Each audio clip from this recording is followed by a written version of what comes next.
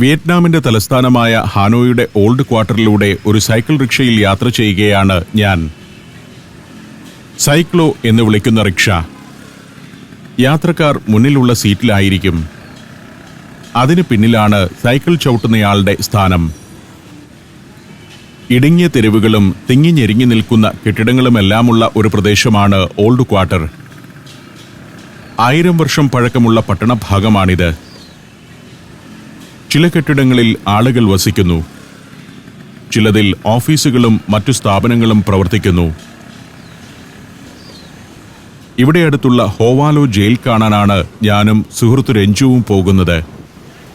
അതിനടുത്തേക്കെത്തുമ്പോൾ Hanoi പട്ടണം city of peace ആയതിന്റെ വിവരങ്ങൾ വലിയ ബോർഡുകളിൽ കാണാം.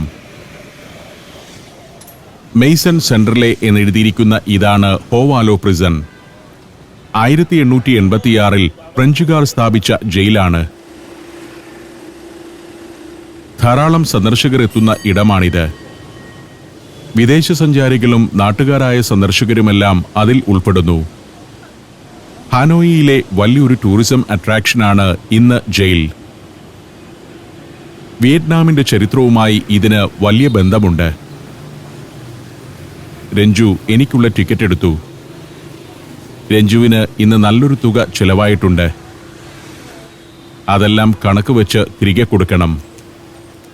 ടിക്കറ്റുമായി കവാടത്തിലേക്ക് ചെന്നു. ആദ്യമെത്തുന്നത് പ്രധാന ഓഫീസുണ്ടായിരുന്ന ഭാഗത്തേക്കാണ്. മുകൾ നിലയിൽ ജയിലറുടെ താമസയിടമായിരുന്നു. 2 ഘട്ടമായാണ് ഫ്രഞ്ചുകാർ ഈ ജയിലിന്റെ നിർമ്മാണം പൂർത്തിയാക്കിയത്. വിയറ്റ്നാമിലെ ഫ്രഞ്ച് ആധിപത്യത്തിനെതിരെ ശബ്ദമുയർത്തുന്നവരെ അടച്ചിടാനും ക്രൂരമായ ശിക്ഷാവിധികൾ നടപ്പാക്കാനുമാണ് ഈ ജയിലിനെ ഉപയോഗിച്ചിരുന്നത്. അങ്ങനെ ഫ്രഞ്ചുകാർ വിയറ്റ്നാമിൽ നടത്തിയ ക്രൂരതകളുടെ പര്യായമായി ഹോവാലോ ജയിൽ മാറി. ചില സമയങ്ങളിൽ 2000 തടവുകാർ വരെ ഉണ്ടായിരുന്നു ഈ ജയിലിൽ. നോർത്ത് വിയറ്റ്നാമിന്റെ പ്രമുഖരായ നിരവധി കമ്മ്യൂണിസ്റ്റ് നേതാക്കൾ 1930-40 കാലത്ത് ഈ ജയിലിൽ അടയ്ക്കപ്പെട്ടിരുന്നു. ഫ്രഞ്ചുകാർ പോയ ശേഷം വടക്കൻ വിയറ്റ്നാമിലെ കമ്മ്യൂണിസ്റ്റ് ഗവൺമെന്റിന്റെ കീഴിൽ വന്ന ജയിലിന് പിന്നെയും ചരിത്ര നിയോഗങ്ങളുണ്ടായി. വിയറ്റ്നാം യുദ്ധകാലത്ത് കമ്മ്യൂണിസ്റ്റ് സേനയുടെ പിടിയിലായ അമേരിക്കൻ സൈനികരെ പാർപ്പിച്ചിരുന്നത് ഇവിടെയാണ്. ഇവിടെ ഒരു മൂലയ്ക്ക് ഒരു വാച്ച് ടവർ ഉണ്ട്. അതിന് മുകളിലേക്കൊന്ന് കയറി ഒരു പൊത്തിലൂടെ നോക്കിയാൽ പുറത്തെ തെരുവ് കാണാം. പാറാവുകാരൻ മാത്രമായിരിക്കാം ഇങ്ങനെ തെരുവിനെ കണ്ടിരുന്നത്. പണ്ട് തെരുവിൽ നിന്നും ആളുകൾ മതിലിന് മുകളിലൂടെ സന്ദേശങ്ങളും സിഗരറ്റും കറുപ്പും ഈ ഇടനാഴിയിലേക്ക് എറിയുന്ന പതിവുണ്ടായിരുന്നു. രാഷ്ട്രീയ തടവുകാർ സന്ദേശങ്ങൾ എഴുതിയ കടലാസ് ചുരുട്ടി ഇവിടെ നിന്നും തെരുവിലേക്കും എറിയും. ആ സന്ദേശങ്ങൾ പെറുക്കിയെടുക്കാൻ കമ്മ്യൂണിസ്റ്റ് പാർട്ടി പ്രത്യേകം ആളുകളെ തന്നെ നിയോഗിച്ചിരുന്നു. ജയിലിന്റെ 1/10 ഭാഗം മാത്രമേ ഇന്ന് അവശേഷിക്കുന്നുള്ളൂ. ഇപ്പോൾ കയറിയെത്തുന്നത് ഏകാന്ത തടവുകാരുടെ ശിക്ഷാമുറിയിലേക്കാണ്. ജയിൽ നിയമങ്ങൾ ലംഘിക്കുന്ന തടവുകാരെ ഏകാന്ത തടവിനായി കൊണ്ടുവന്നിടുന്ന സെല്ലാണ്. ഹെൽ ഓഫ് ദി ഹെൽ എന്നാണ് രാഷ്ട്രീയ തടവുകാർ ഈ മുറിയെ വിശേഷിപ്പിച്ചിരുന്നത്. അകത്ത് വെളിച്ചമില്ലാത്തതിനാൽ ആ മുറി എനിക്ക് പൂർണ്ണമായും ഷൂട്ട് ചെയ്യാനായില്ല. ഇരുട്ട് കട്ടപിടിച്ചു കിടക്കുകയാണവിടെ. അടുത്തതായി എത്തുന്നത് സെൽ ഇ എന്നറിയപ്പെടുന്ന ഒരു ഹാളിലേക്കാണ്. നീളൻ കട്ടില് പോലുള്ള മരത്തട്ടുകൾ ഇരുഭാഗത്തും സ്ഥാപിച്ചിരുന്നു. അതിൽ തടവുകാരെ നിരത്തിക്കിടത്തിയ ശേഷം അവരുടെ ഒരു കാല് ഒരു ഇരുമ്പ് പട്ടയ്ക്കകത്ത് ഈ വിധം ലോക്ക് ചെയ്തിടുന്നു. വലിയ തടവുപുള്ളികളുടെ 2 കാലും ഈ പട്ടയ്ക്കകത്തിട്ട് പൂട്ടുന്നതായിരുന്നു പതിവ്. ഒരു കാല് മാത്രം ലോക്ക് ചെയ്തവർക്ക് ഈ വിധം എഴുന്നേറ്റിരിക്കാൻ സാധ്യമാകും. ഭക്ഷണം കഴിക്കുമ്പോഴും ഉറങ്ങുമ്പോഴുമെല്ലാം തടവുകാരുടെ കാൽ ഇങ്ങനെ പൂട്ടിയിട്ടിരിക്കും. 1-2 മണിക്കൂറുകൾ ഇങ്ങനെ പൂട്ടിയിടുമ്പോൾ തന്നെ ഏതൊരാളും ഭ്രാന്തമായ ഒരവസ്ഥയിലേക്ക് മാറും. മാസങ്ങളും വർഷങ്ങളും ഈ വിധം ഇങ്ങനെ തടവിൽ കിടന്ന ധാരാളം ആളുകളുണ്ട്. രാഷ്ട്രീയ തടവുകാരുടെ ഇച്ഛാശക്തിയും ഫ്രഞ്ചുകാർക്കെതിരെയുള്ള മനോഭാവവും മെല്ലെ മെല്ലെ ചോർത്തിക്കളയുകയായിരുന്നു ആളുകളെ ഈ വിധം പൂട്ടിയിടുന്നത് കൊണ്ട് ലക്ഷ്യമിട്ടത്. എന്നാൽ സ്വാതന്ത്ര്യമോഹികളായ വിയറ്റ്നാം തടവുകാർ ഇത്തരത്തിലുള്ള തടവിനെയും അതിജീവിച്ചു. 1940-45 കാലത്ത് ഇങ്ങനെ പൂട്ടിയിടപ്പെടുന്ന ആളുകൾക്കായി മുതിർന്ന നേതാക്കളായ തടവുകാർ സ്റ്റഡി ക്ലാസ് എടുക്കുന്നത് പതിവായിരുന്നു. രാജ്യത്തിന്റെ സ്വാതന്ത്ര്യത്തിനു വേണ്ടിയുള്ള പോരാട്ടത്തിനിടെ ഫ്രഞ്ചുകാരുടെ പിടിയിലായവരായിരുന്നു അന്ന് ഇവിടെയുണ്ടായിരുന്ന ഭൂരിഭാഗം ആളുകളും. ഇവിടെ വച്ച് ക്ലാസ് എടുത്തതിന്റെ പേരിൽ ത്രൂങ് ചിൻ എന്ന വിയറ്റ്നാമീസ് കമ്മ്യൂണിസ്റ്റ് പാർട്ടി നേതാവിനെ ഇരുട്ടറയിൽ കുറെ കാലം അടച്ചിട്ടിരുന്നു. ഇതാണ് തടവുകാർ ഉപയോഗിച്ചിരുന്ന കക്കൂസ്. 2 പേർക്ക് ഒരേ സമയം ഉപയോഗിക്കാം. മറയോ അടപ്പോ ഒന്നുമില്ല. താഴെ ഒരു ബക്കറ്റ് വച്ചിരിക്കും. തടവുകാർ തന്നെയാണ് വിസർജ്യം നിറഞ്ഞ ആ ബക്കറ്റുകൾ എടുത്ത് മാറ്റിക്കൊണ്ടിരുന്നത്. ഓരോ കാൽ പൂട്ടിവെച്ച് കഴുത്തിൽ മരം കൊണ്ടുള്ള ഒരു ചട്ടയും ഘടിപ്പിച്ചിരിക്കുന്ന തടവുകാർ. 1908 ചിത്രമാണിത്. ഇതായിരുന്നു തടവുപുള്ളികളുടെ യൂണിഫോം. MC മെയ്സൺ സെന്റർലെ എന്നതിന്റെ ചുരുക്കരൂപം. പഴയകാലത്ത് തടവുകാർ ഉപയോഗിച്ചിരുന്ന പാത്രങ്ങളും മറ്റു വസ്തുക്കളുമെല്ലാം പ്രദർശിപ്പിച്ചിട്ടുണ്ട്. ജയിലിൽ നടത്തിയിരുന്ന കൊടിയ പീഡനങ്ങളുടെ ചിത്രങ്ങൾ പലയിടത്തായി സ്ഥാപിച്ചിരിക്കുന്നു. അവിടെ നിന്നും ഞാൻ അടുത്ത ഹാളിലേക്ക് കടന്നു. സെൽ ഡി എന്നാണ് ഇതറിയപ്പെടുന്നത്. ഇതും ഇപ്പോൾ പ്രദർശനശാലയാണ്. ഹോവാലോ ജയിലിലെ ഏറ്റവും വലിയ സെല്ലുകളിലൊന്നായിരുന്നു ഇത്. പൂർണ്ണരൂപത്തിലുണ്ടായിരുന്ന ജയിലിന്റെ ഒരു മാതൃക പ്രദർശിപ്പിച്ചിരിക്കുന്നു.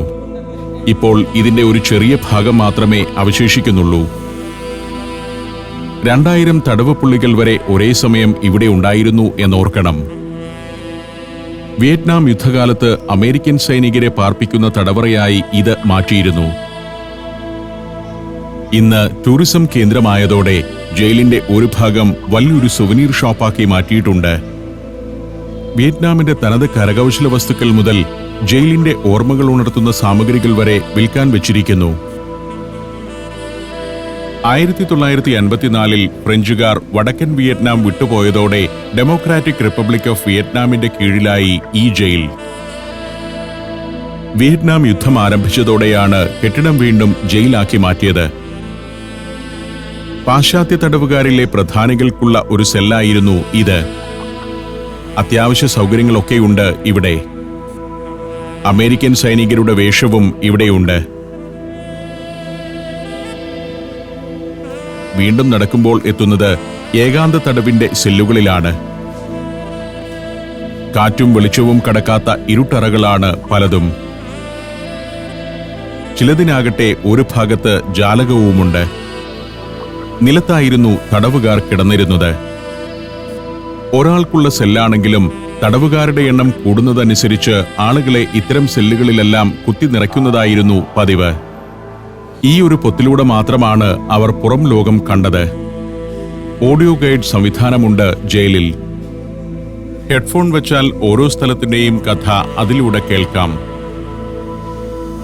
ഈ സെല്ലിലാണ് കുട്ടികളുള്ള സ്ത്രീ തടവുകാരെ പാർപ്പിച്ചിരുന്നത്. അമ്മമാർ ചിലപ്പോൾ കമ്മ്യൂണിസ്റ്റ് പോരാളികളായിരിക്കാം. ഫ്രഞ്ചുകാർക്കെതിരെ അണിനിരന്നവർ. എന്നാൽ തെറ്റൊന്നും ചെയ്യാത്ത കുട്ടികളും അവർക്കൊപ്പം ഈ സെല്ലുകളിൽ കഴിഞ്ഞുപോന്നു. അടുത്തതായി മറ്റൊരു ഹാളിലേക്കെത്തി. ഇതായിരുന്നു ഇവിടുത്തെ ഗില്ലറ്റിൻ ഹാൾ. തലയറുത്ത് വധശിക്ഷ നടപ്പാക്കുന്നതിനുള്ള ഉപകരണം സ്ഥാപിച്ചിരുന്ന ഹാൾ. 2 ഗില്ലറ്റിനുകളാണ് ഈ ജയിലിൽ ഉണ്ടായിരുന്നത്. മുകളിൽ കനമേറിയ മൂർച്ചയുള്ള ഒരു കത്തി തൂങ്ങി നിൽക്കുന്നു. ഇതാണ് ഗില്ലറ്റിൻ. ആളെ കിടത്തി പ്രത്യേകമായി ലോക്ക് ചെയ്തു വയ്ക്കും. കത്തി താഴോട്ട് വീഴുമ്പോൾ ആളുടെ തല വേർപെടുകയും ചെയ്യും. വെളിച്ചം ആവശ്യത്തിനില്ലാത്തതിനാൽ അത് പൂർണ്ണമായി പകർത്തിയെടുക്കാൻ എനിക്കാവുന്നില്ല. വേദനയറിയാതെ മരണശിക്ഷ നടപ്പാക്കുക എന്ന ലക്ഷ്യത്തോടെ ഫ്രഞ്ച് വിപ്ലവകാലത്ത് കണ്ടുപിടിച്ച ഉപകരണമാണ് ഗില്ലറ്റിൻ. ചരടിൽ വലിച്ചു നിർത്തിയിരിക്കുന്ന കത്തി അഴിച്ചുവിടുമ്പോൾ അത് നേരെ വന്ന് താഴെ കിടക്കുന്നയാളുടെ കഴുത്തിൽ പതിക്കുന്നു. ഗില്ലറ്റിൻ ചെയ്യപ്പെട്ട ആളുകളുടെ തലയാണ് ഈ കൂടകളിൽ കിടക്കുന്നത്. അവരുടെ മൃതദേഹം ഇത്തരത്തിലുള്ള ചൂരൽ വട്ടികളിലാണ് സംസ്കരിക്കുന്നതിനായി കൊണ്ടുപോയിരുന്നത്. അടുത്തതായി ഡെത്ത് റോ സെൽസ് എന്ന ഭാഗത്തേക്കാണ് കയറി ചെന്നത്. കൂടുതൽ ഭീകരത തോന്നുന്ന ഒരു സ്ഥലമാണിത്. ഇരുട്ടറകളുള്ള ഒരു ഭാഗം. മരണശിക്ഷയ്ക്ക് വിധിക്കപ്പെട്ടവരെ തടവിലിട്ടിരുന്നത് ഇവിടെയാണ്. ഒരാൾക്ക് കഷ്ടിച്ച് നീണ്ടു നിവർന്ന് കിടക്കാവുന്ന സെല്ലുകൾ. ഇരുട്ടാണ് എങ്ങും. മരണത്തിനു മുൻപ് തീവ്രമായ ഏകാന്തത അനുഭവിച്ച് അതിൽ തടവുകാർ കിടന്നിരുന്നു. ഇതിനകത്തുകൂടി ഇങ്ങനെ നടക്കുമ്പോൾ ആർക്കും ചെറിയൊരു പിരിമുറുക്കം അനുഭവപ്പെടും. കുറെ ആളുകൾ ജയിൽ കാണാനെത്തിയിട്ടുണ്ട്. അവർ സെല്ലുകളിലൂടെയൊക്കെ കയറിയിറങ്ങി നടക്കുന്നു. അടുത്തതായി എത്തുന്നത് ചെറിയൊരു കോർട്ട്യാർഡിലേക്കാണ്. വിയറ്റ്നാമിന്റെ സമരപ്പോരാളികൾ ഈ ജയിലറകളിൽ അനുഭവിച്ച പീഡനങ്ങളുടെ സ്മരണകൾ ഉണർത്തുന്ന ചില നിർമ്മിതികളാണ് ഇവിടെയുള്ളത്. നോർത്ത് വിയറ്റ്നാമീസ് സൈനികരുടെ പിടിയിലാവുന്ന അമേരിക്കൻ തടവുകാർക്ക് ഇവിടെ അതിഭീകരമായ പീഡനങ്ങൾ അനുഭവിക്കേണ്ടി വന്നിരുന്നു. തൂണിൽ ചേർത്ത് നിർത്തി ചരടുകൊണ്ട് ചുറ്റിവരിഞ്ഞിടുക, ഇരുമ്പ് കമ്പികൾ പഴിപ്പിച്ച് ദേഹത്ത് വയ്ക്കുക, തടിക്കഷ്ണങ്ങൾ കൊണ്ട് അടിക്കുക തുടങ്ങിയ ശിക്ഷകളൊക്കെ പതിവായിരുന്നു. ടിക്കറ്റ് എടുത്ത് കൂടുതൽ ടൂറിസ്റ്റുകൾ വന്നുകൊണ്ടിരിക്കുന്നു. ഞാൻ ജയിലിൽ നിന്ന് പുറത്തേക്കിറങ്ങി. മതിലിനരികിലെ നീളൻ ബെഞ്ചിൽ രഞ്ജു കാത്തിരിപ്പുണ്ടായിരുന്നു. Albania, Maldives, Georgia, Ethiopia. Sancharam volume number 11. Full HD-യിലുള്ള ഈ അപൂർവ ദൃശ്യയാത്രാ വിവരണ ശേഖരം സ്വന്തമാക്കാൻ 99544422 എന്ന നമ്പറിലേക്ക് സഞ്ചാരം എന്ന് SMS ചെയ്യൂ. ഞങ്ങൾ ഒരു ടാക്സി പിടിച്ചു. യാത്ര തുടരുകയാണ്. ഇവിടെ അടുത്ത് തന്നെ ടെമ്പിൾ ഓഫ് ലിറ്ററേച്ചർ എന്നറിയപ്പെടുന്ന പ്രശസ്തമായ ഒരു ക്ഷേത്രമുണ്ട്. അവിടേക്കാണ് ഇനി പോകുന്നത്. കുറച്ചു ദൂരം ഓടി വൃക്ഷനിബിഡമായ വലിയൊരു ഉദ്യാനത്തിനരികിലേക്ക് കാറെത്തി. ഇവിടെയാണ് ടെമ്പിൾ ഓഫ് ലിറ്ററേച്ചർ. ടാക്സി നിന്നു. നേരെ മുന്നിൽ കാണുന്നതാണ് ടെമ്പിൾ ഓഫ് ലിറ്ററേച്ചറിന്റെ കവാടം. ധാരാളം ടൂറിസ്റ്റുകൾ എത്തുന്ന സ്ഥലമാണ് ടെമ്പിൾ ഓഫ് ലിറ്ററേച്ചർ. ടെമ്പിളിനകത്തേക്ക് നടന്നു. 1000 വർഷത്തെ ചരിത്രമുള്ള നിർമ്മിതിയാണ് ഇവിടെയുള്ളത്. കൺഫ്യൂഷ്യസ് തത്വങ്ങളുടെ വിയറ്റ്നാമിലെ ഏറ്റവും വലിയ പഠന കേന്ദ്രമായിരുന്നു ഇത്. 1070-ൽ ലേ താൻ തോങ് എന്ന ചക്രവർത്തിയാണ് ഇത് പണി കഴിപ്പിച്ചത്. പല മതിൽക്കെട്ടുകൾക്കകത്ത് നിരവധി കോർട്ട്യാർഡുകളുണ്ട് ഇവിടെ. അതിൽ ആദ്യത്തെ കോർട്ട്യാർഡ് ഇതാണ്.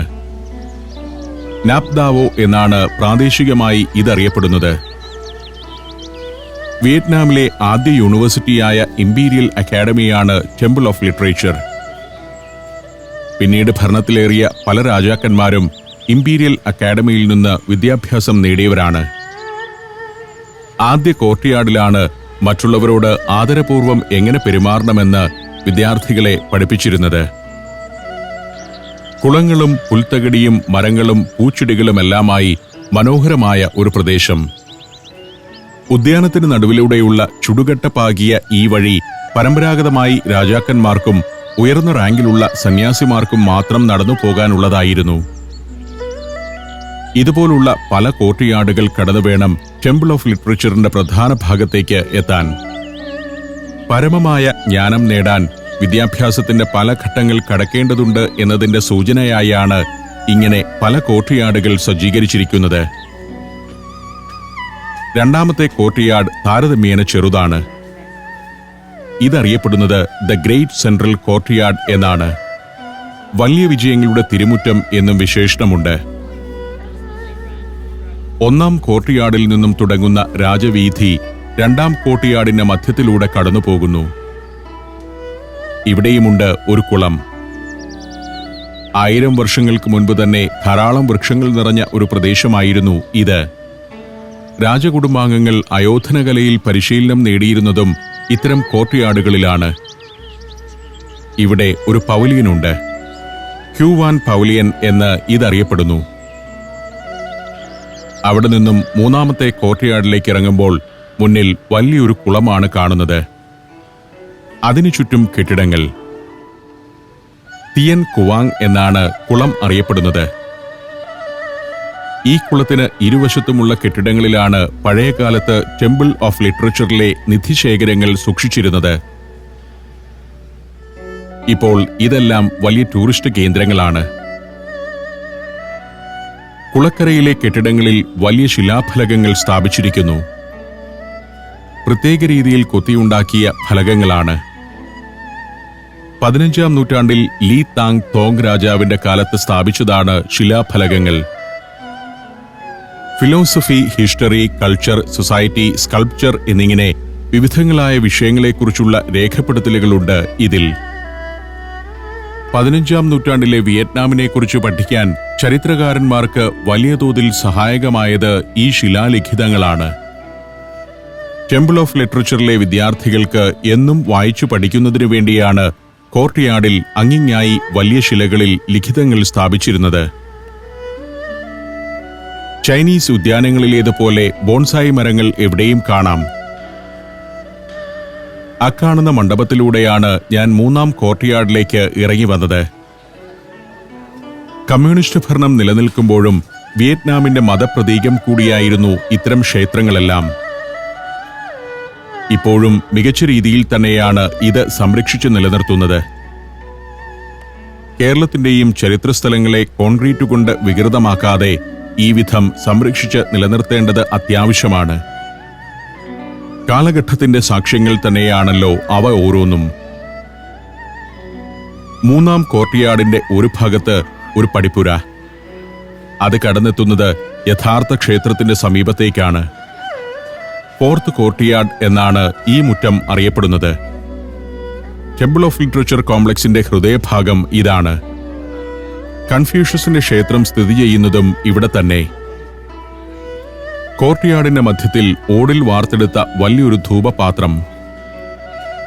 ഇതിനകത്ത് കത്തിച്ചു വെക്കുന്ന സുഗന്ധത്തിരികൾ ഈ പ്രദേശമൊന്നാകെ സൗരഭ്യം പരത്തിയിരുന്നിരിക്കാം.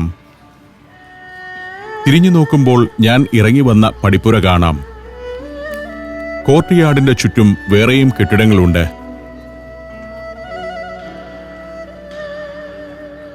കൺഫ്യൂഷ്യനിസം എന്ന മതത്തിന്റെ സ്ഥാപകനായ കൺഫ്യൂഷ്യസിനെയാണ് ഇവിടെ ആരാധിക്കുന്നത്. 2500 വർഷം മുൻപ് ജീവിച്ചിരുന്ന ചൈനീസ് തത്വചിന്തകനായ കൺഫ്യൂഷ്യസ് ആണ് ചൈനയും വിയറ്റ്നാമും ഉൾപ്പെടുന്ന വലിയൊരു പ്രദേശത്തിന്റെ സാംസ്കാരിക സാമൂഹിക ചരിത്രത്തിൽ ഏറ്റവും സ്വാധീനം ചെലുത്തിയിട്ടുള്ള ആൾ. ചൈനീസ് ഭാഷയാണ് വിയറ്റ്നാമിലെ ഇത്തരം ക്ഷേത്രങ്ങളിലും ആരാധനാ കേന്ദ്രങ്ങളിലുമെല്ലാം ഉപയോഗിച്ചിരുന്നത്. പിന്നീട് ഇവർ ചൈനീസ് ലിപിയെ കൈയൊഴിയുകയും റോമൻ ലിപിയിലേക്ക് വിയറ്റ്നാമീസ് ഭാഷയെ മാറ്റുകയും ചെയ്തു. 17-ാം നൂറ്റാണ്ടിലാണ് അങ്ങനെയൊരു മാറ്റം സംഭവിച്ചത്. യൂറോപ്പിൽ നിന്നെത്തിയ ക്രിസ്ത്യൻ പാതിരിമാരാണ് ആ ലിപിമാറ്റത്തിന് ചുക്കാൻ പിടിച്ചത്. ചൈനീസ് ഉച്ചാരണം തുടരുന്നുണ്ടെങ്കിലും എഴുത്തുരീതി റോമനാണ്. ആദ്യകാലത്ത് ചൈനീസിൽ നിന്നും രൂപപ്പെട്ട ചു ഡോം എന്ന എഴുത്തുഭാഷയാണ് ഔദ്യോഗിക പ്രമാണങ്ങളിലെല്ലാം ഉപയോഗിച്ചിരുന്നത്. ഇതാണ് ക്ഷേത്രത്തിലെ പ്രധാന പ്രതിഷ്ഠ. കൺഫ്യൂഷ്യസിന്റെ പൂർണ്ണകായ പ്രതിഭയാണ്. മാനവരാശിക്കായി അനേകം തത്വങ്ങളും മൊഴികളും നൽകിയ ആളാണ് കൺഫ്യൂഷ്യസ്. ചിന്തോദീപകങ്ങളായ ആ മൊഴികൾ ഇന്നും ഏറെ പ്രസക്തമാണ്. മതവിശ്വാസിയാണെങ്കിലും അല്ലെങ്കിലും ഇവിടെ വന്ന് പ്രാർത്ഥിക്കുന്നത് ഇന്നാട്ടുകാരുടെയും ഇൻഡോ ചൈന മേഖലയിലെ മറ്റു നാടുകളിലെ ആളുകളുടെയും പതിവാണ്. ധാരാളം ആളുകൾ കുട്ടികളുമൊത്ത് കൺഫ്യൂഷ്യസ് ക്ഷേത്രത്തിലേക്ക് വരുന്നു. അറിവിന്റെ ദേവനായിട്ടാണ് കൺഫ്യൂഷ്യസ് ഇവിടെ ആരാധിക്കപ്പെടുന്നത്. കുട്ടികളെ കൊണ്ട് നേർച്ച സമർപ്പിക്കുന്നതെല്ലാം കാണാം. ക്ഷേത്രത്തിൽ നിന്നിറങ്ങി ഞാൻ അടുത്ത ഭാഗത്തേക്ക് നടക്കുകയാണ്.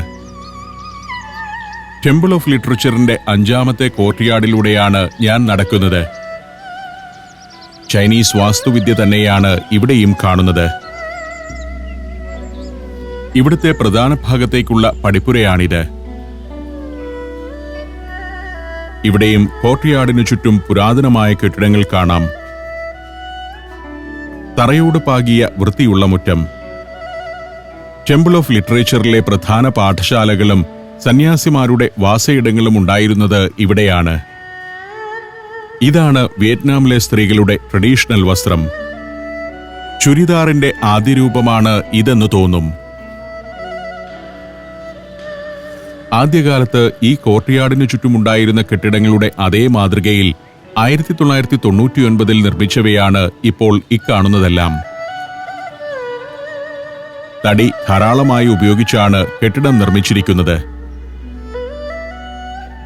നടന്നുമടുത്ത ടൂറിസ്റ്റുകൾ തിണ്ണയിൽ വിശ്രമിക്കുന്നു. ബോൺസായി ചെടികൾ. ടെമ്പിൾ ഓഫ് ലിറ്ററേച്ചർ എന്ന മഹത്തായ സാംസ്കാരിക കേന്ദ്രത്തിന്റെ മുറ്റത്തുകൂടി ഞാൻ സഞ്ചാരം തുടർന്നു.